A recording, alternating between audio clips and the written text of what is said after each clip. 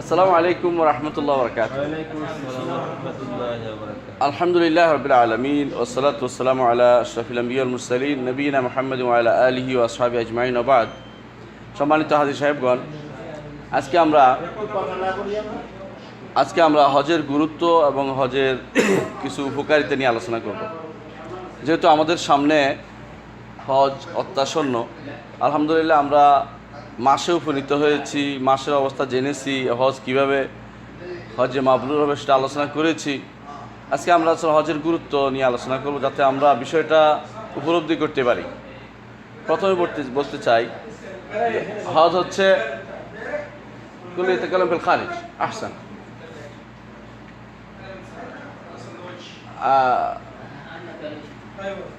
بس نحن نتكلم فيما بيننا بالبنغالية، لا حد يشوش علينا يتكلم، اللي يتكلم في الخارج أحسن.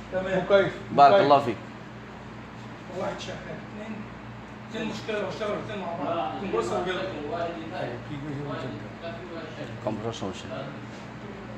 আমরা যেটা বলছিলাম যে হজের কিছু হজের প্রথম কথা হলো হজের গুরুত্বটা কী এটা আমাদের জানা দরকার। যেগুলো গুরুত্ব না জানে অনেক সময় মানুষ মনে করে আমাদের দেশ থেকে আসে হজ করে, কেন ছেলেকে হজ করতেই হবে, বাবাকে হজ করতে হবে, মা আশেপাশের লোকরা আপনার হজ ফরজ।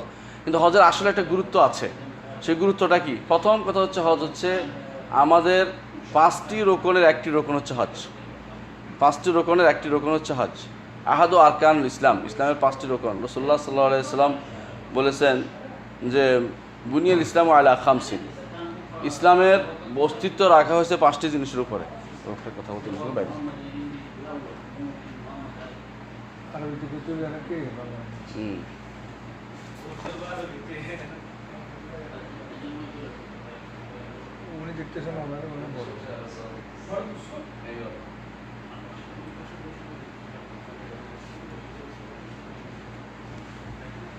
বুনিয়াল ইসলাম আলা খামসিন, ইসলামের বিনা হচ্ছে 5টি জিনিসের উপরে। একটা শাহাদাতু আল্লা ইলাহা ইল্লাল্লাহ ওয়া আন্না মুহাম্মাদার রাসূলুল্লাহ, একটা হচ্ছে ইকামিস সালাহ, ইতাই যাকাত ওয়া সাওম রমাদান ওয়া হজ্জ বাইতুল্লাহিল হারাম। 5টি জিনিস। আল্লাহর প্রথম হচ্ছে শাহাদাতু আল্লা ইলাহা ইল্লাল্লাহ, এটা আলোচনা আমরা করবো ইনশাআল্লাহ। শাহাদাতু আল্লা ইলাহা কি বোঝায়, শুধু আজকে হজের আলোচনাটা করতে চাই, হজের প্রতি আগ্রহ এবং গুরুত্ব বোঝানোর জন্য। তারপরে ইকামিস সালাহ, সালাত কায়েম করা। তারপরে ইতাই যাকাত দেয়া, তার রমজানের রোজা রাখা। তারপর হজ বড় রোকন, এটা এই জন্য এটা সাথে সমস্ত আবাদত চলে আসে। কেন চলে আসে দেখেন, আপনি যখন হজ শুরু করেন তখন তালবিয়া পাঠ করেন। তালবিয়ার মধ্যে হচ্ছে লা ইলাহা ইল্লাল্লাহ আশহাদু আল্লা ইলাহা ইল্লাল্লাহ আশহাদু আন্না মুহাম্মাদার রাসূলুল্লাহ পুরোপুরি আছে তালবিয়া। অর্থাৎ আপনার কালিমাতু তাওহীদ, কালিমাতু রিসালা দুইটাই তালবিয়ার মধ্যে আছে। তো আপনি একটা রোকনের ভিতরে সবগুলি চলে আসছে কেমনে দেখেন। দ্বিতীয়ত, যখন বের হয়েছেন আপনি সালাত আদায় করবেন। তৃতীয়ত, আপনি কিছু সওমও পালন করেন, দানও করেন। এর অর্থ হচ্ছে আপনি এমন একটা কাজ করছেন যে কাজের মধ্যে আপনার ইবাদত বাদানিয়া, আপনার শরীরের ইবাদত হচ্ছে, মুখের ইবাদত হচ্ছে, টাকা পয়সার ইবাদত হচ্ছে এবং অন্তরের ইবাদত হচ্ছে। মন দিয়ে আল্লাহর কাছে কান্নাকাটি করতেছেন কাবার কাছে যখন যাচ্ছেন। এই জন্য হজটা হচ্ছে একটা পরিপূর্ণ সার্বিক ইবাদত, যে ইবাদতের সাথে আর কোনো ইবাদত তুলনা চলে না। একটি আবাদত যেন আপনি সমস্ত আবাদতকে জমা করে নিয়েছেন, তা হচ্ছে হজ। এই জন্য আল্লাহ তাআলা কোরআনে কারীম বলেছেন ওয়ালিল্লাহি আলান নাস হিজ্জুল বাইতি মান ইসতাতা ইলাইহি সাবিলা, যেই ব্যক্তি আল্লাহর ঘরে যাওয়ার মতো সামর্থ্য রাখে সে যেন হজ করে। কারণ এই হজের মধ্যে আপনার একটা তারবিয়া, পরিপূর্ণ আপনার তারবিয়ত হবে, যেই তারবিয়তের মাধ্যমে পরবর্তী জীবন আপনার সুন্দর হবে, আপনি সুন্দরভাবে চলতে পারবেন। রাসূলুল্লাহ সাল্লাল্লাহু আলাইহি ওয়াসাল্লাম আরও বলেছেন যে তাআজ্জালু বিল হজ্জ, হজ যখন তোমাদের ফরজ হয়ে যায় তখন তাড়াতাড়ি করো, কারণ তোমরা জানো না তোমাদের উপর কী বিপদ এসে পড়বে। কেউ অসুস্থ হয়ে যেতে পারে, কেউ সম্পদহীন হয়ে যেতে পারে, কেউ সমস্যাগ্রস্ত হয়ে যেতে পারে। এই জন্য হজ যখন ফরজ হবে তখন সাথে সাথে হজটা আদায় করে নিতে হয়, কারণ যে কোনো বিপদে হজ থেকে দূরে সরে যেতে পারে মানুষ। এই জন্য হজ হচ্ছে ইসলামের মৌলিক, প্রথম কথা মৌলিক একটি রোকন, যেই রোকনটি অন্যান্য সমস্ত রোকনকে একসাথে সামিল করে ফেলছে। এই জন্য গুরুত্বের সাথে এই রোকনটাকে আমরা নিব এবং মনে করব যে শুধু টাকা পয়সার ব্যাপার না, আল্লাহ যে সুযোগ দিয়ে দেয় এটা কখনো ত্যাগ করা উচিত না। কারণ এর মাধ্যমে আপনি সারা বছরের ইমানি খোরাক আপনি হাসিল করবেন, সারা বছরের ইমানি খোরাক আপনি হাসিল করবেন। আপনার মনে হবে যে এই একটা কাজ আমি করেছি আলহামদুলিল্লাহ, স্যাটিসফ্যাকশন আসবে। হজের পরে হাজি সাহেবরা আসে যে ব্যক্তি সত্যিকার হাজি হজ করতে আসছেন তার মনের ভিতরে প্রশান্তি আসে যে আমি আলহামদুলিল্লাহ একটা কাজ করেছি, আল্লাহর দরবারে আল্লাহর কাছে একটা জিনিস পেশ করতে পেরেছি, আমার জীবনের বড় একটা সাফল্য আমি অর্জন করতে চেষ্টা করেছি। কারণ এটা মানসিক সাফল্য কিন্তু দোয়া কবুল, আপনার ইবাদত কবুল হওয়ার একটা বিরাট লক্ষণ। রাসূলুল্লাহ সাল্লাল্লাহু আলাইহি ওয়াসাল্লাম এই জন্য বলছেন যে বের কি জিনিস, ন্যাক কি জিনিস, তোমার অন্তর যদি বলে যে এটা ভালো, অন্তরের মধ্যে শান্তি পাওয়া যায়, এটা ন্যাক। আর অন্তরের মধ্যে তোমার অশান্তি ক্লেশ পাওয়া যায়, এটা হচ্ছে দোষণীয়, এটা হচ্ছে গুনার কাজ। এই জন্য এই হজটা একটা গুরুত্বপূর্ণ ইবাদত হিসেবে নিতে হবে যে ইসলামের একটি রোকন, আমি এই রোকনটা পূর্ণ করার মাধ্যমে ইসলামের 5টি রোকন একটি পূর্ণ করতে যাচ্ছি। আর এর মধ্যে আমি অনেকগুলো রোকন একসাথে আদায় করতে পারছি, তাওহীদের রোকন আদায় করতে পারছি, রিসালাত আদায় করতে পারছি, সাথে সাথে ওয়ালাইকুম সালাম, সাথে সাথে আমি আদায় করতে পারছি আমার অন্যান্য যেগুলি দান খয়রাত হতে শুরু করে সমস্ত ইবাদত মালিয়া বাদানি এগুলো আমি আদায় করতে পারছি।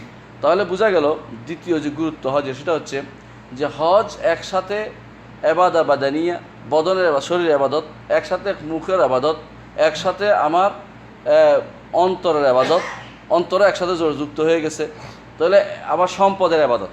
তাহলে একটা হজ আপনি দেখেন, মুখে হজের কথা, হজ যদিও আমরা বলি সম্পদের ইবাদত, কিন্তু এর সাথে জড়িত হয়ে গেছে কি আছে, মুখ আছে। মুখ দিয়ে আপনি লাব্বাইক তালবিয়া পড়তেছেন, মুখ দিয়ে লা ইলাহা ইল্লাল্লাহু ওয়াহদাহু লা শারীকা লাহু তাকবীর পড়তেছেন, মুখ দিয়ে আপনি সুবহানাল্লাহ আলহামদুলিল্লাহ পড়তেছেন, মুখ দিয়ে আপনি দোয়া করতেছেন, অর্থাৎ মুখের ইবাদত যুক্ত হয়ে যাচ্ছে আপনার সাথে। সাথে সাথে আপনার অন্তরের ইবাদত যুক্ত হচ্ছে। যখন কাবাতে যাচ্ছেন কান্নাকাটি করছেন আল্লাহর কাছে, যখন আপনি তোয়াফ করতেছেন তখন আল্লাহর কাছে কাঁদছেন, যখন আপনি আরাফার ময়দানে যাবেন কাঁদবেন, যখন মুজদালিফায় থাকবেন কাঁদবেন, অর্থাৎ আপনার অন্তরের ইবাদত তাকওয়া এখানে স্পষ্টভাবে প্রমাণিত হচ্ছে। তাহলে আপনার মুখের ইবাদত আছে, অন্তরের ইবাদত, সাথে সাথে আর্থিক ইবাদত হচ্ছে না, আসতেই পারতেন না। একটি হজ আপনার জীবনের অনেকগুলো ইবাদতকে একসাথে করে দিচ্ছে, যেটা সাধারণত আপনি অন্য ইবাদতের মধ্যে আপনি পাবেন না, এই হজের মাধ্যমে আপনি সেটা পাবেন। তৃতীয়ত, হজের মধ্যে আপনি যে উপকারটা পাবেন সেটা হচ্ছে হজ আপনার গুনাহ মাফের একটা বিরাট সুযোগ করে দিয়েছে। গুনাহ মাফের, অন্যান্য সময় গুনাহ মাফ হয় যেভাবে, হজের গুনাহ ব্যাপক আকারে মাফ হয়। অন্যান্য গুনাহ মাফ হয়, রাসূলুল্লাহ সাল্লাল্লাহু আলাইহি ওয়াসাল্লাম বলেছেন কেউ যদি ওযু করে তারও সগীরা গুনাহ পড়ে যায়, এবং কেউ যদি মসজিদে হাঁটে তারও সগীরা গুনাহ পড়ে যায়। কিন্তু হজের যে রিওয়ার্ড, হজের যে পুরস্কার, সেটা আলাদা বলে রাসূলুল্লাহ সাল্লাল্লাহু আলাইহি ওয়াসাল্লাম ঘোষণা করেছেন। রাসূল বলেছেন মান হাজ্জা ফালাম ইয়ারফাস ওয়ালাম ইয়াফসুক রাজাআ কা ইয়াউমিন ওয়ালাদাতহু উম্মুহু। কেউ যদি হজ করে সেখানে রাফাস করে না, রাফাস তো অশ্লীল কথা বলে না, অশ্লীল কথা বলে, অশ্লীল কাজও করে না, অশ্লীল কাজও করে না, ওয়ালাম ইয়াফসুক, এবং কোনো ফাসিকি কাজ করে না, যেমন বিড়ি খাওয়া, সিগারেট খাওয়া এবং যে কোনো রকমের খারাপ কথা বলা, এগুলি কিন্তু ফাসিকি কাজ। ফাসিকি কাজ থেকে দূরে থাকে। ওয়ালাম ইয়ারফুস, যে ব্যক্তি দুইটা কাজ করবে না, মাল হাজ্জা ফালাম ইয়াফসুক ফালাম ইয়ারফাস ওয়ালাম ইয়াফসুক রাজাআ কা ইয়াউমিন ওয়ালাদাতহু উম্মুহু, যেদিন তার মা তাকে প্রসব করেছে সেদিনের মতো দুনিয়াতে সে ফিরে আসবে। তাহলে বোঝা গেল যে গুনাহ মাফের একটা বিরাট সুযোগ। মা সন্তানকে যেভাবে সেটা অর্থ হচ্ছে সগীরা গুনাহ কবিরা গুনাহ দুটোই। এই জন্য আলেমরা বলে অন্য ইবাদতের ক্ষেত্রে সগীরা গুনাহ মাফ হয়, কিন্তু হজের ক্ষেত্রে সগীরা কবিরা দুটোই মাফ হয়। কারণ এর সাথে জড়িত আছে তালবিয়া, এর সাথে জড়িত আছে তাওবা, এর সাথে জড়িত আছে ইস্তেগফার। যেহেতু একটা মানুষ মন থেকে তাওবা করে হজের সময়, মন থেকে ইস্তেগফার করে, আর একটা হলো সফরে থাকে, সর্ব অবস্থায় তার আল্লাহ তাআলার কাছে সবচেয়ে বেশি প্রিয় সময়গুলো তার কাটে। এই জন্য এই সময়ে তার দোয়া বেশি কবুল হয় এবং গুনাহ মাফের একটা বিরাট সুযোগ তার চলে আসে।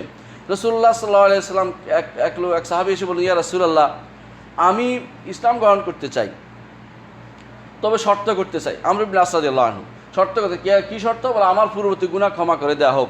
রাসূলুল্লাহ সাল্লাল্লাহু আলাইহি ওয়াসাল্লাম তখন বললেন যে তুমি কি জানো না যে ইসলাম গ্রহণ করলে পূর্ববর্তী গুনাহসমূহ ক্ষমা করে দেওয়া হয়। অনুরূপভাবে কেউ যদি কোনো হজ করে তারও পূর্ববর্তী গুনাহসমূহ ক্ষমা করে দেওয়া হয়। রাসূলুল্লাহ সাল্লাল্লাহু আলাইহি ওয়াসাল্লাম এটা বলেছেন এবং হাদিসটি সহিহ মুসলিমে আসছে। এর অর্থ হচ্ছে যে একজন মানুষ ইসলাম গ্রহণ করলে যেভাবে তার গুনাহ মাফ হয়ে যায়, হজ করার কারণে তার গুনাহ এভাবে ক্ষমা হয়ে যায়। শুধু বান্দার হক বাকি থাকে, বান্দার হক তাকে আদায় করতেই হবে। আর বান্দার হকের ব্যাপারে আমাদের খুব কমই সচেতন থাকি আমরা বান্দার হকের ব্যাপারে, কিন্তু বান্দার হকের বেশি সচেতন থাকা দরকার। আমাদের অনেক সময় নিজের পরিবার পরিজনের মধ্যে বান্দার হক দেওয়া হয় না, বোনদেরকে হক দেওয়া হয় না, ফুফুদেরকে হক দেওয়া হয় না, এগুলি কিন্তু ক্ষমা হয় না, এগুলি ফেরত দিতেই হবে, এগুলি দিতে হবে। অর্থাৎ বান্দার কোনো হক থাকলে তা ফেরত দিতে হবে।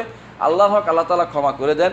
বান্দার হকের ব্যাপারে যদি দেওয়ার কোনো সুযোগ না থাকে ধরুন কারো থেকে টাকা নিছেন, সে কোথায় চলে গেছে খুঁজে পাচ্ছেন না, আপনার নিয়ম হচ্ছে যদি মুসলিম হয় তার জন্য অতটুকু টাকা সদকা করে দিবেন, অতটুকু টাকা সদকা করে দিবেন তার নিয়তে যে এই জন্য দিচ্ছি। আবার যদি কোনো দিন সে আসে আবার দিতে হবে, কারণ তার হক এটা। যদি না আসে এই মুক্তির জন্য, তার থেকে মুক্তি পাওয়ার জন্য এটা দিতে হবে যে তার নামে একটুকু সদকা করে দেবেন। হাসরের মাঠে যেন আপনার আমল নামা নিয়ে না সে চলে যায়। হাদিসে আছে রাসূলুল্লাহ সাল্লাল্লাহু আলাইহি ওয়াসাল্লাম বলেছেন, কেমন দেখেন, রাসূল বলেছেন যে তোমাদের মধ্যে মিসকিন কে তোমরা মনে করো। সাহাবায়ে কেরাম বললেন যে মিসকিন হচ্ছে ওই ব্যক্তি তার তো লোকমা লোকমাতান, এক লোকমা দুই লোকমার জন্য এই বাড়ি ওই বাড়ি ঘুরে বেড়ায়, সে হচ্ছে মিসকিন। রাসূলুল্লাহ সাল্লাল্লাহু আলাইহি ওয়াসাল্লাম বললেন যে এটা মিসকিন নয়, মিসকিন হচ্ছে ওই ব্যক্তি যে ব্যক্তি তার সওম আছে, সদকা আছে, অর্থাৎ তার অনেকগুলি কাজ করেছে, সে সলাত পালন করছে, সওম করেছে, ইবাদত ততগুলি আছে করেছে, কিন্তু মুআমালাতে খারাপ ব্যবহার করেছে। হ্যাঁ, ওখানে সাতা মাহাজা, কারোর গালি দিয়েছে, কাউকে আঘাত করেছে, কারোর সম্পদ নিয়ে গেছে। হাসরের মাঠে ওই ব্যক্তি আসবে, আসার পরে তার এই আমসালের জিবাল পাহাড় পরিমাণ ন্যাক নিয়ে আসছে, কিন্তু মানুষের অধিকার নষ্ট করেছে। এই জন্য মানুষ এসে তার ন্যাকগুলিকে ভাগ করে করে সবাই নিয়ে যাবে, আর কিছু মানুষ আর বলে যে আমার অধিকার নেওয়ার জায়গা নাই, বলে আমাদের বদগুলি তাদের কাঁধে উঠিয়ে দেয়, ওর কাঁধে উঠিয়ে দিয়ে চলে যাবে। রাসূলুল্লাহ সাল্লাল্লাহু আলাইহি ওয়াসাল্লাম বললেন যে এ হচ্ছে সবচেয়ে বড় মিসকিন, এ হচ্ছে সবচেয়ে বড় মিসকিন, হচ্ছে সবচেয়ে বড় মিসকিন। এই জন্য বান্দার হকের ব্যাপারে সচেতন হতে হবে। হজ গুনাহ মাফ করে ঠিক, কিন্তু বান্দার হকের গুনাহ মাফ হয় না যতক্ষণ না সে তওবা করে, ততক্ষণ না ফেরত দিচ্ছে, অথবা আল্লাহ তাআলা ওই লোককে সন্তুষ্ট করে দিচ্ছে। আপনি ধরেন বান্দার হক দিতে পারেন নাই, মনে খুব কষ্ট, একজন হক মারেছেন কোনো কারণে, তাকে পাচ্ছেন না বা দিতে কোনো সুযোগ নেই, কোনোভাবেই দিচ্ছেন না, দিতে পারছেন না, আপনি আল্লাহর কাছে কান্নাকাটি করলেন, আল্লাহ তাআলা ওই লোকের মনে করিয়ে দেবে যে লোককে ক্ষমা করে দেই, ওই লোকের মনে আপনার কথা মনে করে যে লোকটাকে ক্ষমা করে দেই, কারণ আল্লাহর কাছে আল্লাহ তাআলা ওইটাও করাই দিতে পারেন, তিনি এই জন্য তাকে দিয়ে আপনাকে ক্ষমা করিয়ে দিবেন। এই জন্য আল্লাহর কাছে নতি স্বীকার করে লাভ বেশি। আপনি আল্লাহর হকের ব্যাপারেও আল্লাহর কাছে মাফ চাইতে হবে, বান্দার হকের ব্যাপারেও আপনার প্রচেষ্টার পরে আল্লাহর সফর্দ করতে হবে, আল্লাহ আমি আমার চেষ্টা আমি চালিয়ে গেছি, কিন্তু আমি তো দিতে পারছি না, আপনি এটা দেওয়ার ব্যবস্থা করে দিন। আল্লাহ তাআলা তাকে সেটার ব্যবস্থাপনা করে দিবেন, সেটা তাকে ক্ষমার ব্যবস্থাপনা করে দিবেন। এই জন্য হজ গুনাহ মাফের একটা বড় সুযোগ, এবং এই সুযোগের পরে, হজের পরে, এই জন্য রাসূলুল্লাহ সাল্লাল্লাহু আলাইহি ওয়াসাল্লাম বলেছেন একজন মানুষ ফিরে যায় মায়ের পেট থেকে যেভাবে সন্তান ফিরে আসার পর যেভাবে তার কোনো গুনাহ থাকে এরকম অবস্থায় ফিরে যায়। আমাদের এই জন্য হজের মূল উদ্দেশ্যটাও বুঝতে হবে। 4 নম্বর যে গুরুত্ব হজে, সেটা হচ্ছে আল হাজ্জু তুযাক্কিরুনা বির রাহিল। হজ আমাদেরকে শিক্ষা দেয় যে আমাদেরকে একদিন চলে যেতে হবে। আপনার সন্তান সম্পত্তি রেখে আসছেন না, বাচ্চা কাচ্চা রেখে আসছেন না, আপনি চলে আসছেন, এই যে সফরটা আপনি মনে হচ্ছে যে আল্লাহর ডাকে আমি সাড়া দিয়ে চলে আসছি, কিন্তু চিন্তা করেন আপনার সব কিছু রেখে চলে আসছেন। ঠিক আপনাকে এরকম একদিন আসবে যেদিন আপনাকে সব কিছু রেখে চলে যেতে হবে। এখন দুনিয়ার বুকে আপনি এই পথে রওনা হয়েছেন, বোঝাচ্ছেন যে মৃত্যুর পরেও আমাকে ঠিক একই জায়গায় একই দিকে চলে যেতে হবে, যেভাবে আমি আর দুনিয়ার উপরে চলছি তেমন মাটির নিচে চলে যেতে হবে আমাকে। সেই জন্য আপনাকে স্মরণ করিয়ে দিচ্ছে যে তোমাকে কিন্তু যাওয়ার পথ আবিষ্কার হয়ে গেছে, তুমি দেখো যাওয়া কীভাবে যাচ্ছ, তুমি চিন্তা ভাবনা করো, এইভাবে এখন যেভাবে যাচ্ছ একদিন তোমাকে, ওয়ালাইকুম সালাম, সব কিছু রেখে তোমাকে চলে যেতে হবে। সুতরাং তোমাকে এখনই প্রস্তুতি গ্রহণ করো। দেখেন হজের মধ্যে আপনি কিভাবে চলে যান, 2টা কাপড় নিয়ে চলে আসছেন না, 2টা কাপড় নিয়ে আমরা চলে আসছি। ঠিক মৃত্যুর পরেও আপনাকে এরকম 2টা কাপড়ে আপনাকে পরানো হবে। হজের পরে যত বড় আল্লাহর ওলি হন না কেন আপনি, যত বড় আল্লাহর কিছুই হন না কেন আপনি, মৃত্যুর পরে আপনার কিন্তু বড় কোনো কাপড় দেওয়া হবে না। কিন্তু হজের পরে, হজের জন্য আপনাকে যত বড় আপনি পয়সাওয়ালা হন না কেন, আপনাকে 2টা কাপড়ে পরতে হবে। হ্যাঁ, আপনি হয়তো দেখে ভালো কাপড়টাই পরলেন, কিন্তু সর্বোচ্চ 2টাই কাপড়, আর বেশি কাপড় আপনার নাই। আপনার মাথাও খোলা থাকতে হচ্ছে। আপনি যে ফকির আল্লাহর দরবারে, আপনি যে ছোটি জুতা পরে হাঁটতেছেন, অর্থ হচ্ছে আপনি ইচ্ছা করলেও সাহেবের মতো মোজা পরে চলতে পারতেছেন না। এর অর্থ হচ্ছে আপনি যতই কিছু করেন না কেন আপনাকে ঠিক এই পদ্ধতিতে একদিন যেতে হবে, সেটা আপনাকে স্মরণ করিয়ে দিচ্ছে যে আপনি দুনিয়ার বুকে যত বাড়াবাড়ি করেন, যত লম্পজম্প করেন না কেন, আপনার পরিণতি একটাই, যে আল্লাহর কাছে ফিরে যেতে হবে। সকালবেলা যখন আমরা ঘুম থেকে উঠি, রাসূলুল্লাহ সাল্লাল্লাহু আলাইহি ওয়াসাল্লাম তখন একটি দোয়ার কথা বলেছেন, একটু চিন্তা করেন। রাসূলুল্লাহ সাল্লাল্লাহু আলাইহি ওয়াসাল্লাম বলেছেন যে আসবাহনা ওয়া আসবাহাল মুলকু লিল্লাহ ওয়ালহামদুলিল্লাহি ওয়াহদাহু লা শারীকা লাহুল মুলকু ওয়া লাহুল হামদু ওয়া আলা কুল্লি শাইইন কাদির। সকালবেলা যে উঠে একজন মানুষ বলে যে আমি আল্লাহর জন্য সকালবেলা উপনীত হয়েছি, এবং সমস্ত সৃষ্টি জগৎ আল্লাহর জন্য উপনীত হয়েছে, অর্থাৎ মালিকানা আল্লাহরই। তারপর বলে ইলাইহিন নুশুর, আল্লাহর কাছে আমাদের ফিরে যেতে হবে। রাতের বেলায় আবার বলেন যে ইলাইহিল মাসির, তার কাছে আমাদের ফিরে যেতে হবে। এর অর্থ হচ্ছে আপনার সকালবেলাও আপনি স্মরণ করতে হবে যে আমি আল্লাহর কাছে ফিরে যেতে হবে, রাতের বেলাও আপনি স্মরণ করতে হবে আল্লাহর কাছে ফিরে যেতে হবে। ঠিক হজ আপনাকে স্মরণ করে দিচ্ছে যে আপনাকে আল্লাহর কাছে ফিরে যেতে হবে এবং যাওয়ার সময় কিছুই থাকবে না, কিছুই থাকবে না, এটা সত্য কথা। রাসূলুল্লাহ সাল্লাল্লাহু আলাইহি ওয়াসাল্লাম এটাও বলেছেন যে হাসরের মাঠে উঠবে একজন মানুষ, তার কোনো, তিনি বলেছেন যে তার কোনো কাপড় থাকবে না এবং জুতা থাকবে না এবং তার শরীরের কোনো কিছুই থাকবে না, কোনো কিছু বাধা থাকবে না। আয়েশা রাদিয়াল্লাহু আনহা বলেন, ইয়া রাসূলুল্লাহ, মানুষ একে অপর দিকে তাকাবে, কি অবস্থা? রাসূলুল্লাহ সাল্লাল্লাহু আলাইহি ওয়াসাল্লাম বলেন, ইয়া আয়েশা আল আমরু আসাদ্দু মিন হাযা। আয়েশা, এই যে তুমি চিন্তা করতেছো, এর চেয়ে এদিকে চিন্তা করার কারো ফুরসত থাকবে না।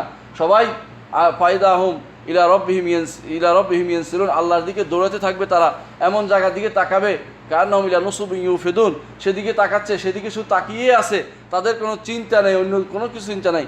সর্বপ্রথম যাকে কাপড় পরানো হবে তিনি হচ্ছে ইব্রাহিম আলাইহিস সালাতু ওয়াস সালাম, কারণ তাকে দুনিয়াতে নামরুদ তাকে কাপড় আলাদা করেছিল আগুনে ফেলার জন্য, এই জন্য আল্লাহ তাকে সবার আগে সম্মানিত করবেন। আল্লাহর জন্য যিনি যেহেতু ছাড়, আল্লাহর জন্য তিনি সর্বোচ্চ ছাড় দিয়েছে, আল্লাহ তাকে সেখানে সম্মানিত করবেন সবার আগে। তাহলে বোঝা গেল হাসরের মাঠে উঠার সময় আপনাকে কিন্তু খুব বেশি কিছু নিয়ে উঠতে পারবেন না। এই জন্য রাসূলুল্লাহ সাল্লাল্লাহু আলাইহি ওয়াসাল্লাম বলেছেন, আল আকসারুনা ফিদ দুনিয়া আল আকাল্লুনা ফি ইয়াউমিল কিয়ামা, দুনিয়াতে যারা বেশি বেশি জিনিস নিছে তারা কম কম জিনিস নিয়ে উঠতে হবে, বেশি জিনিস নিয়ে কিন্তু আল্লাহর দরবারে যেতে হবে না। এই জন্য দুনিয়ার এই জিনিসটা বুঝলে আমরা বুঝতে পারবো যে এই যে হজে আসছে, এর অর্থ হচ্ছে যত কিছুই হোক আমি কিন্তু ছেড়ে যেতে হবে। একটা জিনিস আমাকে স্মরণ করে দিচ্ছে, আমার যত সম্পদে থাক না কেন, হ্যাঁ সম্পদ আমাকে ছেড়ে আমাকে কিন্তু যেতে হচ্ছে, হ্যাঁ আল্লাহর কাছে যেতে হবে। দুনিয়ার বুকে এখন এই একটি নমুনা স্বাক্ষর, আমার নমুনা রয়ে গেছে যে এখন আমরা যাচ্ছি আখেরাতে যাওয়ার জন্য সর্বোচ্চ ত্যাগ আমাকে স্বীকার করতে হবে, সেদিকে যেতে হবে। ওয়ালাইকুম আসসালাম ওয়া রাহমাতুল্লাহি ওয়া বারাকাতুহু। পঞ্চম যে শিক্ষা আমরা পাই হজে, সেটা হচ্ছে যে হজের মধ্যে আমাদের উত্তম চরিত্রের বিকাশ ঘটাতে পারি। এক নম্বর হচ্ছে সবর, সহিষ্ণুতা, ধৈর্য, সহিষ্ণুতা, দান, পরস্পর প্রতি হাসি মুখে একত্রিত হওয়া। কালকে আলোচনা করেছি যে হজের এই শিক্ষাটা গুরুত্বপূর্ণ শিক্ষা, এর মাধ্যমে আমি আমার পরবর্তী জীবন সুন্দর করতে পারি, দেশে গেলেও এটা বজায় রাখতে পারি যে আমি ধৈর্য অবলম্বন করব, আমি সহিষ্ণু হব। রাসূলুল্লাহ সাল্লাল্লাহু আলাইহি ওয়াসাল্লাম সবচেয়ে বেশি সাহাবা ছিলেন, ধৈর্যশীল ছিলেন, আবার তিনি সহিষ্ণুতা অবলম্বন করতেন, তিনি দান করতেন। কেমন দান করতেন? উজাড় দান করতেন। আপনি কেন দান করবেন? হজে আসার সময় আপনার মনে হয়েছে যে এখন আমি সব কিছু রেখে চলে যাচ্ছি। আগে একটা সময় ছিল মানুষ টেলিফোন করার সুযোগ পাইতো না, বর্তমানে প্রযুক্তির কারণে মানুষ কি করছে, টেলিফোন করে খোঁজ খবর নিচ্ছে, আমার এটা কি হয়েছে, ওইটা কি হয়েছে। কিন্তু একসময় যখন আসতো মানুষ তার সেটার খোঁজ খবর নিতে পারতো না, তাকে সব কিছু ছেড়ে আসতে হইতো। তাই আমার উচিত হবে চিন্তা করা যে দেশে গেলেও আমি এখানে যেভাবে সব কিছু ছেড়ে আসতে পারছি, দেশে গেলেও আল্লাহর জন্য সব কিছু দিতে পারবো, দানের ক্ষেত্রটা আমার হাত উন্মুক্ত হবে, সবচেয়ে বেশি প্রদান করতে পারবো। এই জন্য আমাদের উচিত হবে হজের এই শিক্ষা নেওয়া, যে হজ আমাদেরকে যে আখলাকি শিক্ষাটা দিচ্ছে, আখলাকি শিক্ষা আমরা সবচেয়ে বেশি নেব। ষষ্ঠ যে উপকারিতা, হজ হচ্ছে সবচেয়ে উত্তম আমল। রাসূলুল্লাহ সাল্লাল্লাহু আলাইহি ওয়াসাল্লাম বলেছেন, আগে জিজ্ঞাসা করে আইয়ুল আমালি আফদাল, জিজ্ঞাসা করে সবচেয়ে উত্তম আমল কোনটি? রাসূলুল্লাহ সাল্লাল্লাহু আলাইহি ওয়াসাল্লাম প্রথমে বললেন আল ঈমানু বিল্লাহি ওয়া রাসূলিহি, প্রথম উত্তম আমল হচ্ছে আল্লাহ এবং তার রাসূলের উপরে ঈমান রাখা। এটা সর্বোচ্চ আমল নিঃসন্দেহে, এটা না হলে কোনোটাই কবুল হবে না। কিলা সুম্মা মাযা, তারপর বলা হলো যে এরপরে কি? রাসূল বলেন আল জিহাদ ফি সাবিলিল্লাহ, আল্লাহর রাস্তায় যুদ্ধ, আল্লাহর রাস্তায় জিহাদ করা। সুম্মা ক্বালা, তারপর সাহাবী জিজ্ঞাসা করেন যে এরপরে কি? রাসূল বলেন আল হাজ্জু মাবরুর, যে মাকবুল হজ হচ্ছে এর চেয়ে উত্তম জিনিস। যেন প্রথম হচ্ছে আল্লাহর উপরে ঈমান আনা, এটা আনতেই হবে, এটার কোনো বিকল্প নেই। দ্বিতীয় হচ্ছে আল্লাহর পথে জিহাদ করা। আল্লাহর পথে জিহাদের একটা স্তর হচ্ছে ইলমে দ্বীন অর্জন করা। আপনি এটা অর্জন করতে যাচ্ছেন, এখানে যে বসছেন, এটাও ইলমে দ্বীন অর্জনের একটা বড় মাধ্যম। ইলমে দ্বীন অর্জন রাসূলুল্লাহ সাল্লাল্লাহু আলাইহি ওয়াসাল্লামের যুগে যারা ছিল, তারা একদল যুদ্ধ করতে, একদল রাসূলের সাথে থাকতো, ইলমে দ্বীন অর্জন করতে। এরা সবাই জিহাদের মধ্যে সম্পৃক্ততা ছিল। এই জন্য ইলমে দ্বীন অর্জন করা বড় জিহাদ। রাসূলুল্লাহ সাল্লাল্লাহু আলাইহি ওয়াসাল্লাম বলেছেন, মান খারাজা ফি তালাবিল ইলমি ফাহুয়া ফি সাবিলিল্লাহ, কেউ যদি আল্লাহর রাস্তায় ইলম অর্জনে বের হয়, সে আল্লাহর রাস্তায় আছে, জিহাদের মধ্যে আছে। তৃতীয়ত, এর মধ্যে আপনি দুইটা জিনিস যোগ করছেন, ঈমান বিল্লাহ, তালবিয়ার মাধ্যমে যোগ করছেন, আল্লাহর ঈমান না আনলে আপনি হজে আসতেন না। দ্বিতীয়ত, আপনি এই ইলমের মধ্যে, এই সফরের মধ্যে ইলম অর্জন করছেন। তৃতীয়ত, আপনি এই সফরের সর্বোচ্চ যে সফরটার জন্য রাসূল বলেছেন 3 নম্বর যে কাজটি সবচেয়ে উত্তম কাজ, সেটা হচ্ছে হজ্জে মাবরুর, এইটার জন্যই আসছেন। তাহলে আপনি একটা সফরে 3টি কাজ একত্রে করছেন। এই জন্য হজের সফর হচ্ছে আপনার সর্বোত্তম সফর, সবচেয়ে উত্তম, যে সফরটা সফরুত তাকওয়া বলে বিবেচিত। তাকওয়ার সফর হিসাবে হজের এই সফরের কোনো বিকল্প নেই। এই সফরের মাধ্যমে আপনি তাকওয়া অর্জন করতে পারবেন, যদি সত্যিকার অর্থে আমরা হজের মূল উদ্দেশ্য বুঝতে পারি। অনুরূপভাবে রাসূলুল্লাহ সাল্লাল্লাহু আলাইহি ওয়াসাল্লামকে জিজ্ঞাসা করা হয়েছিল যে হজের কি উপকারিতা, তখন তিনি বলেছিলেন, মুসনাদ আহমদ তিনি বলেছেন, হাজ্জাতুন বিররা, উত্তম আমল হচ্ছে হাজ্জাতুন বিররা, যেটা তাফদুলু সাইল আমাল কামা বাইনা মাতলা শামসি ইলা মাগরিবিহা, যে একটা হজ্জে মাবরুর সেটা পৃথিবীর পূর্ব দেশ থেকে পশ্চিম দেশ পর্যন্ত যত লম্বা, অর্থাৎ সূর্য যেখান থেকে উঠে যেখান থেকে ডুবে এত লম্বা, এত বেশি শ্রেষ্ঠ হবে অন্যান্য সকল আমল হচ্ছে। অর্থাৎ অন্যান্য আমল হচ্ছে এটার মর্যাদা এত বেশি, যেমনিভাবে প্রাচ্য এবং পাশ্চাত্যের মধ্যে যত দূরত্ব এত বেশি বেশি শ্রেষ্ঠত্ব অর্জন করতে এই হজের মধ্যে পাওয়া যায়। হজের সওয়াবের দিক থেকেও হজ হচ্ছে আপনার সমস্ত আমলকে জমা করে। সপ্তম যেটা সেটা সে উপকারিতা হচ্ছে যে হজ, আমরা গতকালও বলেছিলাম যে হজ হচ্ছে এমন ইবাদত যে ইবাদত জান্নাতে যাওয়ার একটা বড় মধ্যে মুত্তাফাকুন আলাইহি, হাদিসে বুখারী মুসলিমে আসছে, বলেছেন আল হাজ্জুল মাবরুর লাইসা লাহু জাযাউন ইল্লাল জান্নাহ, সত্যিকার যদি হজ মাবরুর কার নসিব হয় তাহলে সে জান্নাতে ছাড়া আর কোনো দ্বিতীয় কোনো বিকল্প কোনো তার প্রতিদান নেই। আর জানেন যে প্রতিদান দুনিয়াতে মানুষ এমন জিনিস চায় অনেক সময় যে জিনিস তার শেষ হয়ে যাবে। রাসূলুল্লাহ সাল্লাল্লাহু আলাইহি ওয়াসাল্লাম দেখলেন যে উম্মে হাবিবা রাদিয়াল্লাহু আনহা বসে দোয়া করতেছেন। কি দোয়া করতেছেন? আল্লাহ আমার ভাইকে শক্তিশালী করো, আল্লাহ আমার বাবাকে তুমি হেদায়েত দান করো, আমার বাবাকে তুমি এই দুনিয়ার জিনিস চাচ্ছেন। রাসূলুল্লাহ সাল্লাল্লাহু আলাইহি ওয়াসাল্লাম বললেন যে উম্মে হাবিবা, তুমি যে জিনিসগুলি চেয়েছো এই জিনিসগুলি দুনিয়াতে শেষ হয়ে যাবে। লম্বা জিনিস চাও, তুমি তার কাছে আখিরাত চাও, তুমি জান্নাত চাও, জান্নাতে গেলে সব পাওয়া যাবে, যে নেয়ামত কোনোদিন শেষ হবে না। মা লা আইনুন রাআত ওয়ালা উযুনুন সামিআত ওয়ালা খাতারা আলা কলবি বাশার, মানুষের অন্তর কোনো উদিত হয়নি, চোখে দেখেনি, মানুষের অন্তর উদিত হয়নি, চোখেও দেখেনি কোনোদিন, এবং চোখে দেখেনি, কানেও শোনেনি, এরকম নেয়ামত আল্লাহ তাআলা জান্নাতে রেখে দিয়েছেন। এই জান্নাত, যে ব্যক্তি হজ্জে মাবরুর হবে তার এই জান্নাত নসিব হবে। দুনিয়ার আর নেয়ামতের দরকার কি? দুনিয়াতে মানুষ যাই করে না কেন রেখে যেতে হয়, বাড়ি ঘর দালান কোটা সব কিন্তু রেখে যেতে হবে, কিন্তু যে জিনিসটা আখিরাতের কাজে লাগবে সেই জিনিসটার ব্যাপারে সচেষ্ট থাকা আমাদের বেশি দরকার। দেখুন আল্লাহ তাআলা কোরআনে কারিমে এই জন্য বলেছেন যে একজন মানুষ সেদিন বলবে, যেদিন তার সামনে আমল নামা দেওয়া হবে, সব কিছু দেওয়া হবে, তখন সে বলবে ইয়া লাইতানি কদ্দামতু লিহায়াতি, হায় আমি যদি কোনো আমার এই জীবনের জন্য কিছু পেশ করতে পারতাম। তার কাছে তখন দুনিয়ার জীবনটাকে জীবনে মনে হবে না, সে বলবে হায়াতি, মানে আমার একমাত্র জীবন, তখন মনে হবে যে আমার জীবন তো আখিরাতের জীবনেই। এই জন্য রাসূলুল্লাহ সাল্লাল্লাহু আলাইহি ওয়াসাল্লাম সাহাবায়ে কেরাম কুরাশ গিয়েছিলেন, রাসূল সাল্লাল্লাহু আলাইহি সমর্থন করেছেন। সাহাবায়ে কেরাম বলতেন আল্লাহুম্মা লা আয়শা ইল্লা আয়শাল আখিরা, আল্লাহ দুনিয়ার জীবন তো জীবন না, আখিরাতের জীবনের প্রকৃত জীবন। রাসূলুল্লাহ সাল্লাল্লাহু আলাইহি ওয়াসাল্লাম তখন কুরাশের শেষে মিলিয়ে দিলেন ফাগফিরিল আনসার ওয়াল মুহাজিরা, আল্লাহ আনসার এবং মুহাজিরকে তুমি ক্ষমা করে দাও। এই জন্য জান্নাত চাইতে হবে আল্লাহর কাছে, জান্নাত পাওয়ার জন্য আকাঙ্ক্ষী থাকতে হবে। ওই লোকদের কথা সঠিক না যারা বলে যে তুমি আল্লাহ তুমি যদি কোনো আমার জাহান্নাম দিতেছো আমি খুশি, এটা জায়েজ নেই সমস্ত কথা বলা। এবং যারা বলে যে আল্লাহ তুমি যেখানে দাও আমার সেখানে দাও, জান্নাত আমার দরকার নেই, এরা মিথ্যা কথা বলছে, এগুলো শরীয়ত বিরোধী কথা। রাসূলুল্লাহ সাল্লাল্লাহু আলাইহি ওয়াসাল্লাম দোয়া করতে বলে সকাল আল্লাহুম্মা ইন্না আসআলুকাল জান্নাতা ওয়া নাউযু বিকা মিনান নার, রাসূলের দোয়া ছিল এরকম, আমি জান্নাত চাই, জাহান্নাম থেকে মুক্তি চাই, এবং জাহান্নাম থেকে মুক্তি চাওয়ার জন্য দোয়াও আছে আল্লাহুম্মা আজিরনি মিনান নার, আল্লাহুম্মা আজিরনি মিনান নার। এই জন্য ওই সমস্ত লোকগুলি যারা ভক্তিবাদে জড়িত হয়ে গেছে, যারা মনে করে যে আল্লাহ যদি জাহান্নামে দিতে চায়, তিনি যদি খুশি থাকে তো আমি জাহান্নামে দেখ, এই সমস্ত কথা বলা জায়েজ নাই, এগুলো শরীয়ত বিরোধী কথা। বরং চাইতে হবে আল্লাহর কাছে আল্লাহ জান্নাত দেন আর জাহান্নাম থেকে মুক্তি দেন। এই জন্য জান্নাতের কাজ করে যেতে হবে। আর জান্নাতে যাওয়ার যে মরার পরেই অন্য কোনো জাযা আল্লাহ নির্ধারণ করেন নাই যে শুধু জান্নাত, সেটা হচ্ছে হজ্জে মাবরুরের ক্ষেত্রে সেই জান্নাত পাওয়া যাবে। এই জন্য হজ্জে মাবরুর যেন নসিব হয় সেই প্রচেষ্টা আমাদের চালিয়ে যেতে হবে। অষ্টম যে উপকারিতা সেটা হচ্ছে জিহাদ কিন্তু সবাই করতে পারে না। জিহাদ করতে কি লাগে? সামর্থ্য লাগে, শর্ত আছে কিছু, ইমাম লাগে, ইমামের পিছনে থাকতে হয়, এবং আর্থিক শারীরিক টেকনিক্যাল সব রকমের সামর্থ্য থাকতে হয় একটা জিহাদে। কিন্তু রাসূলুল্লাহ সাল্লাল্লাহু আলাইহি ওয়াসাল্লাম আমাদের জন্য সহজ করে দিয়েছেন।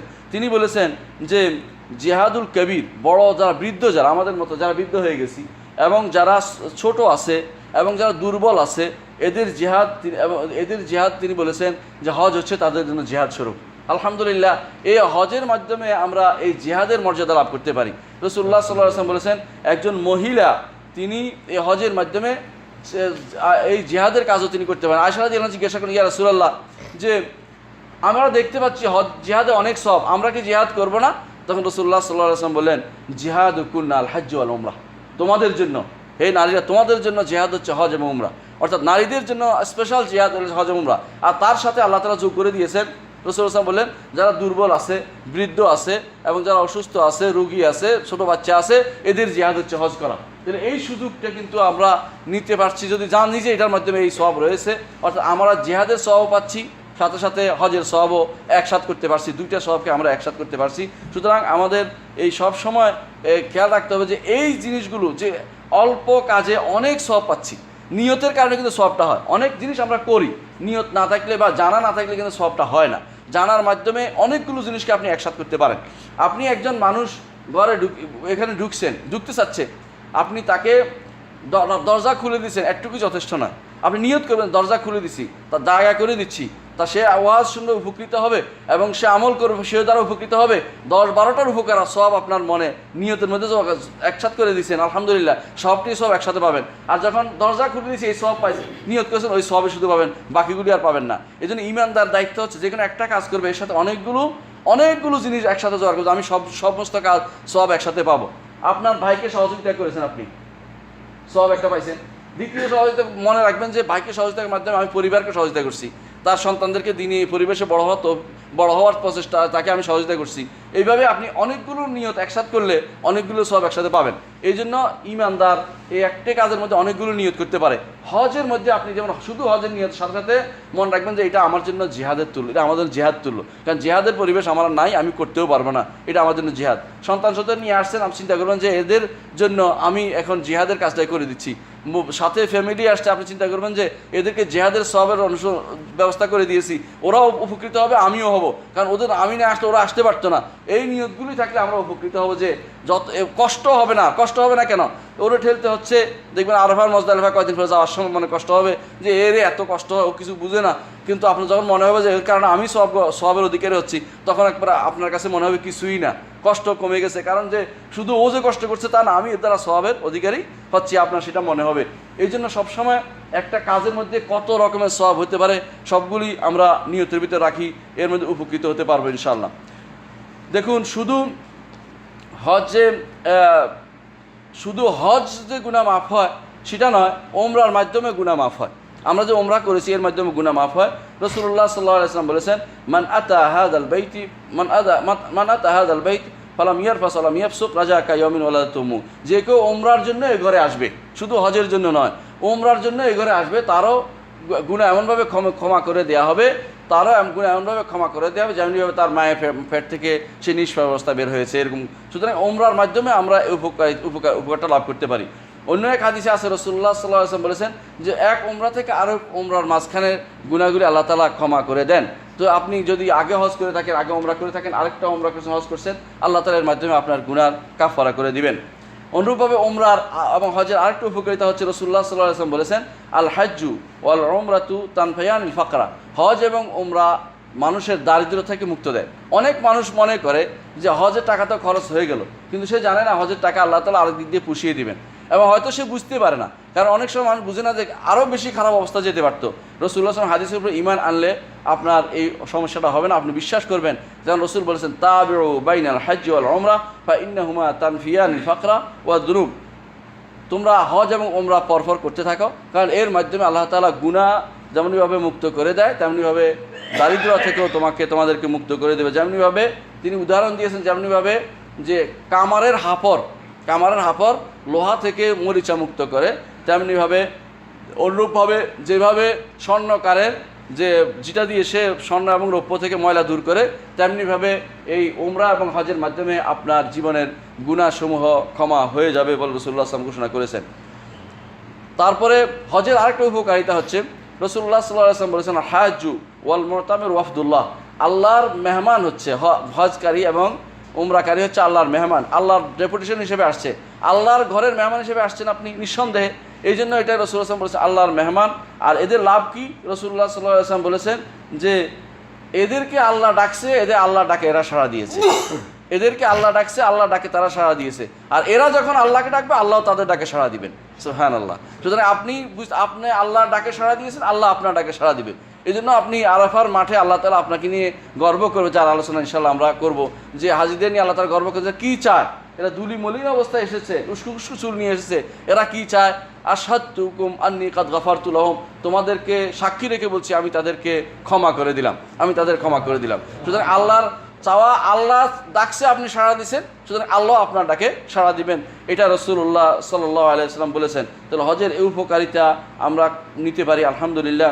এই জন্য রাসূলুল্লাহ সাল্লাল্লাহু আলাইহি ওয়াসাল্লাম আরেকটি হাদিসে বলেছেন, আল হাজ্জাজ ওয়াল উম্মার ওয়াফদুল্লাহ, হাজ যারা করে, উমরা যারা করে আল্লাহর মেহমান তারা, দাআহু ফাআজাবাহুম, তারা আল্লাহ, তাদেরকে আল্লাহ ডাকছে, তারা তাদের আল্লাহ ডাকে সাড়া দিয়েছে, তারা যদি ইস্তেগফার করে আল্লাহ তাদের ক্ষমা করে দিবে।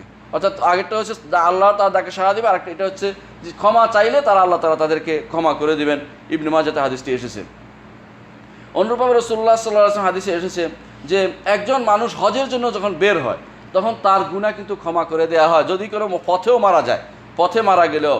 রাসূলুল্লাহ সাল্লাল্লাহু আলাইহি ওয়াসাল্লাম বলেছেন, মান খারাজা হাজ্জান ফামাতা কুতিবা লাহু আজরুল হাজ্জি ইলা ইয়াউমিল কিয়ামা। সুবহানাল্লাহ, কেউ যদি কোনো হজের সফরে বের হয়, সে পথে মারা গেছে, কিয়ামত পর্যন্ত হজের সব লেখা হতে থাকবে তার আমলনামায়, অর্থাৎ আমলনামা কোনো কমতি হবে না। সুতরাং মরে গেলেও তো লাভ এই সফরে, একজন মানুষ মারা গেলেও তো লাভ, মরতেও তাকে হবেই। বিছনা মরার চেয়ে আল্লাহর পথে মারা যাওয়ার কত উপকারিতা, সেটা রাসূলুল্লাহ সাল্লাল্লাহু আলাইহি ওয়াসাল্লাম হাদিস থেকে আমরা দেখতে পারি যে কিয়ামত পর্যন্ত শুধু সব লিখতে আছে, হজে আছে, মানে সে হজের মধ্যেই আছে মনে করতে হবে তাকে। অনুরূপভাবে রাসূলুল্লাহ সাল্লাল্লাহু আলাইহি ওয়াসাল্লাম বলেছেন আরেকটি হাদিসে, মান খারাজা মুতামিরান ফামাতা কুতিবা লাহু আজরুল মুতামির ইলা ইয়াউমিল কিয়ামা। ঠিক ওমরারও একই অবস্থা, কেউ ওমরার জন্য বের হলেও তার কিয়ামত পর্যন্ত প্রত্যেকটি সময় তার ওমরার সওয়াবের জন্য লেখা হচ্ছে, যেমন ওমরার মধ্যেই আছে সে, তার এটা বাদ পড়ে নাই মনে করতে হবে এরকম। রসুলের যুগে চিন্তা করেন, রসুলের সময় এক লোক আরাফার মাঠে উঠে ফালাই দিছে, মানে তার ঘোড়া তাকে নিচে ফালাই দিছে, উঠে নিচে ফালাই দিছে, ফালানোর কারণে মরে গেছে। রসুল কি বললেন তাকে, যে তাকে তোমরা আতর লাগিও না, মাথা ঢাকনা দিও না, তাকে মাথা ঢাকনা দিও না, আতর লাগিও না, মুখ খোলা রাখো, এইভাবে তাকে দাও। হাসরের মাঠে উঠবে তালবিয়া পড়তে পড়তে। সুবহানাল্লাহ, মানুষ তখন দৌড়াইতে উঠবে, আর উনি উপরে তালবিয়া লাব্বাইক লাব্বাইক বলতে উঠবে। ওর চেয়ে আনন্দময় মুহূর্ত আর কি হতে পারে। সুতরাং এই মৃত্যুও তো শান্তির, এবং এর চেয়ে সুন্দর মৃত্যু শুধু জিহাদের ময়দানে হতে পারে, আর কোনো মৃত্যু কল্পনা করা যায় না। সুতরাং একজন হাজী সাহেব তিনি যে অবস্থায় থাকেন না কেন, তার জন্য এটা একটা বড় নেয়ামত, এবং আল্লাহর পক্ষ থেকে বড় ধরনের উপকারিতা তার জন্য রয়েছে। আর একটি হাদিসে আছে, রাসূলুল্লাহ সাল্লাল্লাহু আলাইহি ওয়াসাল্লাম বলেছেন যে যখন ঘরের জন্য বের হয় কেউ, আপনি আল্লাহর ঘরের উদ্দেশ্যে বের হয়েছেন, প্রত্যেকটি পদক্ষেপ আপনার মর্যাদাকে উন্নীত করবে, আপনার মর্যাদাকে অনেক উন্নীত করে দেবে। রাসূলুল্লাহ সাল্লাল্লাহু আলাইহি ওয়াসাল্লাম বলেছেন, কেউ যদি আল্লাহর ঘরের উদ্দেশ্যে বের হয়, যেমন আপনি ঘর থেকে বেরোয়েছেন, আসছেন, এই পথেই আছেন আপনার প্রত্যেকটি পদক্ষেপ আল্লাহর ঘরের দিকে, যে প্রত্যেকটি পদক্ষেপের জন্য আপনি একটি করে হাসানা লেখা হবে, আর প্রত্যেকটি পদক্ষেপের জন্য একটি গুনাহ, আরেকটি পদক্ষেপের জন্য একটি গুনাহ আপনার ক্ষমা করে দেওয়া হবে। অর্থাৎ আপনার এক পদক্ষেপে হাসান একটি ন্যাক লেখা হচ্ছে, আরেক পদক্ষেপে একটি আপনার গুনাহ ক্ষমা করে দেওয়া হচ্ছে, আপনার কোনোভাবেই কোনো কমতি হচ্ছে না। অর্থাৎ হাজী সাহেবের প্রত্যেকটি পদক্ষেপ সওয়াবের, এই জন্য তার কোনো হারানোর কিছু নেই, তার কোনো সমস্যার কিছু নেই, যাই আমি করি তাই লাভ ছাড়া আর কিছুই নেই। এই জন্য আমাদের আলহামদুলিল্লাহ এটা উপলব্ধি করতে হবে, এবং বেশি বেশি করে আমল করতে হবে, এবং মনে রাখতে হবে যে আমরা আল্লাহর পথে বের হয়েছি, দুনিয়ার কাউকে দেখানোর জন্য নয়, শোনানোর জন্য নয়, এবং এমন কোনো কাজ করবো না যার এই আমলটা নষ্ট করে দেয়, এত কষ্টের আমলটা আমার নষ্ট করে দেয়। আরেকটা জিনিস খেয়াল রাখবেন, যে এখানে আল্লাহর ঘর, সেটা আপনাকে হজের পুরো জিনিস শিক্ষা দিচ্ছে, যে আল্লাহর ঘরে আপনি একত্রিত হচ্ছেন। এই যে জিনিসটা, আল্লাহর ঘরের কাছে একত্রিত হচ্ছেন, আল্লাহর ঘরের দিকে আপনি আসছেন, দুনিয়ার কোনো উদ্দেশ্য নয়। অনেক মানুষ আজ পয়সা খরচ করে যাচ্ছে বিভিন্ন জায়গাতে, যেখানে যায় তারা কি করে, কয় যে হাওয়া বদল করতেছে, কেউ বলে যে শরীরের স্বাস্থ্য ঠিক রাখতেছে, কেউ বলে যে আনন্দ ভ্রমণ করতেছে, কত রকমের নাম দিচ্ছে, অথচ আপনি আসছেন আল্লাহর ঘরের দিকে। আমি এমন অনেক বন্ধুকে জানি যে বন্ধু কোথাও যায় না, বলছে যে যেদিন থেকে তওবা করেছে সেই বন্ধু সবসময় আসে, যে সুযোগ পাইলে মক্কা মদিনা, এটাই আমার জন্য এখন আনন্দ ভ্রমণের জায়গা হয়ে গেছে, কারণ মন থেকে তখন সেটা বোঝা যায়। সুতরাং হজের একটা বড় শিক্ষা হলো আপনার মনটা পরিবর্তন করে দিবে, আপনি এর পথ থেকে আর কখনো অন্যদিকে যাবেন না। আপনি চিন্তাই করবেন যে আমার যদি আনন্দ ভ্রমণ করতেই হয়, আলহামদুলিল্লাহ মক্কা মদিনা আছে। অন্যরা যারা বিশ্বের যে সমস্ত তাবৎ কাফেররা বা যারা মুশরিকরা আছে, অথবা ইহুদি নাসাররা আছে, তারা আনন্দ ভ্রমণ করতে এক দেশ থেকে আরেক দেশে যায়, সেখানে পাগলামি মাতলামিতে লিপ্ত হয়। আপনি আসছেন আল্লাহর ঘরের কাছে, আল্লাহর এমন আনন্দ, যে আনন্দ আপনি শুধু নিজে অন্তরে অনুভব করতে পারেন, বাইরে কাউকে শেয়ার করতে পারছেন না। এই আনন্দ যে আসে, এই আনন্দ শুধুমাত্র ইমানদারই পায়। সে বুঝে যে আল্লাহর ঘরের কাছে হচ্ছে আমার সত্যিকারের আনন্দ, এখানে আমি উপস্থিত হব, এখানে আমি উপস্থিত হয়। এই জন্য এই ঘরের কাছে যত বেশি আসবেন তত বেশি আপনার সেটার মধ্যে পুরস্কার রয়েছে, এবং আখিরাতে সেটা পরিপূর্ণভাবে আমরা পাবো। আমি শুধু এই কয়েকটি কথাই বলতে চেয়েছিলাম। আসসালামু আলাইকুম রহমতুল্লাহি ওয়া বারাকাতুহু।